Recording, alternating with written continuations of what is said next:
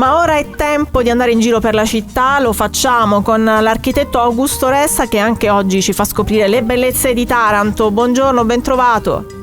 Buongiorno a voi, buongiorno. Buongiorno. Abbiamo cominciato questa visita nei quartieri. Oggi tocca al quartiere Tamburi, che è un quartiere che viene raccontato in un certo modo, cioè con ovviamente l'imperante presenza del siderurgico, ma non è solo questo, insomma, sicuramente la storia del quartiere si intreccia con quella dell'industria, ma ci sono tante altre cose da dire. E lei in più di un'occasione ci ha portato un po' in giro, anche tra i giardini dei Tamburi. Di che cosa vogliamo parlare oggi e dove vogliamo puntare l'attenzione?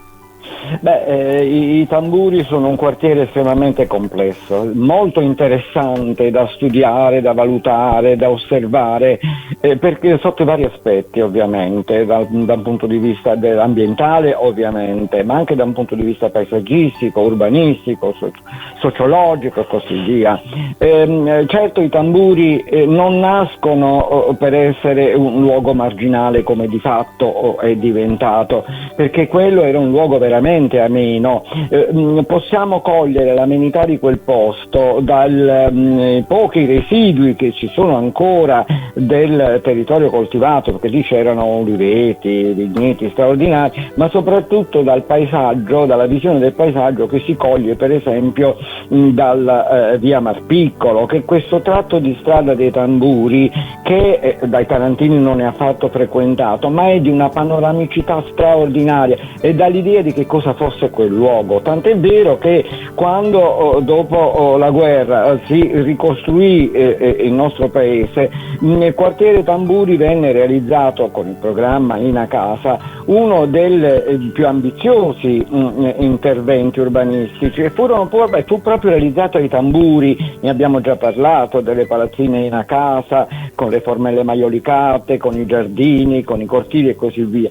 Chiaramente questa immagine di città che era piuttosto idilliaca e naturalmente paesaggisticamente straordinaria, venne poi a scontrarsi con il fatto che negli anni 60 venne introdotta il primo centro siderurgico, la cosiddetta Italsider, così veniva nominata. Il quarto polo siderurgico italiano. Architetto, mia nonna mi raccontava che addirittura un tempo coloro che soffrivano di asma venivano mandati al quartiere Tamburi per curarsi. Certo, sembra veramente un paradosso, ma anche a me l'hanno raccontato e penso che ci sia del vero. Però ecco, ma non appena si insediò il centro siderurgico, in realtà quel quartiere attirò gente, perché ancora non si parlava di inquinamento, di malattie e così via. Sicché quel quartiere, che pure era caratterizzato dalla presenza, c'erano anche delle masserie. Di queste masserie in realtà è rimasta solo la Todaro, che è proprio ai margini, la quale peraltro è circondata da terreni che non possono essere coltivati perché, guardate bene, sono tutti terreni avvelenati, contaminati, non è possibile, andrebbero bonificati e così via. Vabbè.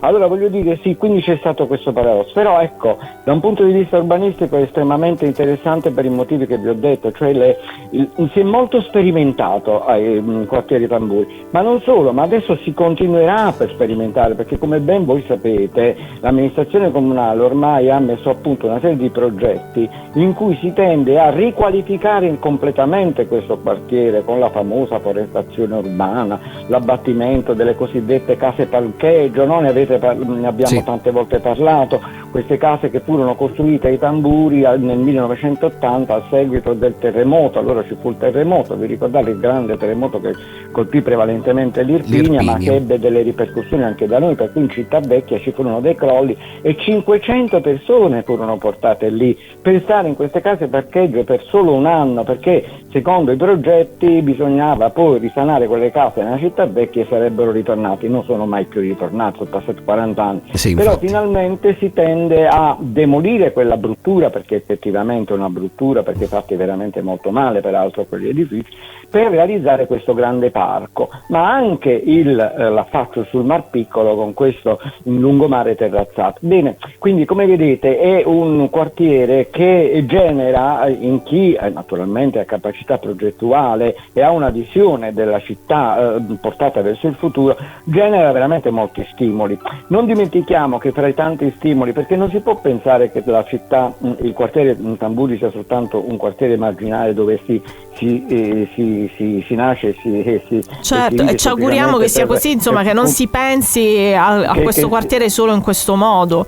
Sì, o che sia un dormitorio. Non è affatto un dormitorio il quartiere Tamburi, è molto vivace, tra l'altro è uno dei quartieri più vivaci forse della città, anche con attività commerciali e così via. Ma ci tengo a sottolineare che proprio lì ai Tamburi è nato il Tatà, non dimentichiamo il teatro Tatà, sì. che è questo teatro di periferia, no? Che attira molta gente anche dal resto della città. Naturalmente è lì, guardi, architetto, è stato fatto un lavoro non facile, perché riuscire anche a trasferire chi era abituato ad andare a teatro nel pieno centro cittadino a Tamburi. Adesso sì. All'inizio ricordo che era veramente difficile far capire che ci potevano essere centri culturali anche al di fuori dei luoghi classici. Bisogna veramente dire bravi e grazie a questi del Crest che hanno, che con questa cooperativa teatrale di laboratorio teatrale, quindi in realtà è un quartiere che stimola molto la creatività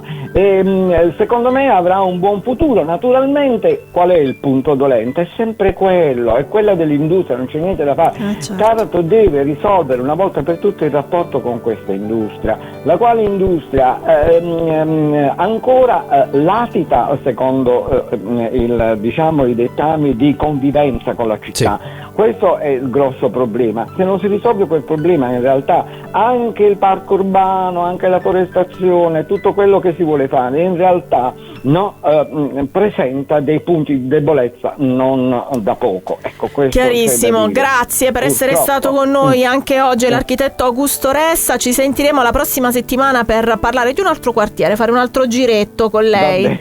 Vabbè. Buona giornata. Grazie, buon lavoro.